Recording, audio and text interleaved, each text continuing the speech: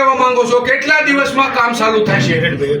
આપણો ગામનો અંડરબ્રિજ ફાટે કે રહ્યો એ ગામના વેપારીઓ એમાં ત્રાહીમ આમશે ઓલપા નાનપા અમારે ખીચડી પાણીના વેપારીને ખૂટી રહ્યા છે. હવે એ અંડરબ્રિજ જેથી ચાલુ થાય રેલવે અંડરબ્રિજ તેથી અમારે હવે ખીચડી રાંધવાનો વારો છે.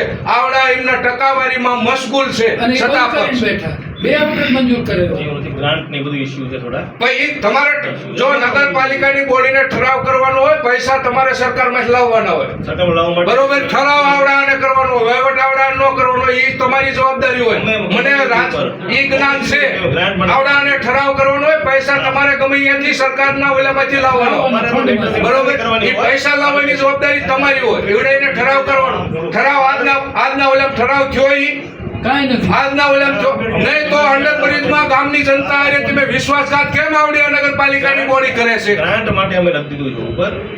એમને આજ ચાલુ કરવાનો ઠરાવ કર્યો આજના જનરલ બોર્ડની અંદર નથી કર્યો. સાહેબ એમ કહે છે કે આજના જનરલ બોર્ડની અંદર આ નગરપાલિકાએ આજ આપણા અંડરબ્રિજ માટે કોઈ પણ જાતનો ઠરાવ નથી કર્યો ચાલુ કરવા બાબતે. અને પાણી બાબતે સાહેબ આપ શું કહો છો? પાણી વિતરણ માટે વ્યવસ્થા કરી. કેટલા દિવસમાં ગામ આખાને પાણી પુષ્કળ મળશે અને સારું પાણી શુદ્ધ પાણી? જો અત્યારે પાણી અછત છે આ ભાઈ. હા એટલે પાણી જે પાણી પ્રમાણે કદાચ કરવું પડે. પણ થોડું જરૂરિયાત પૂરતું આપણે 50% પાણી જોતો અત્યારે ઉનાળાનો સમય છે. ઉનાળાનો સમય છે અત્યારે પાણી જરૂરિયાત છે કે નથી? એક મંગળભાઈ હવે ટેકનિકલ વાત કરી દઉં સાહેબ. મિનિટ મુકરે ને આમ જનરલી તો 3 વાગ્યાનો ટાઈમ લખ્યો તો વહેલું 2:58 અને 2:30 વાગ્યા માણસો સહયોગ કરી વ્યાજબી છે. 3 પ્રોસેસ કાયદેસર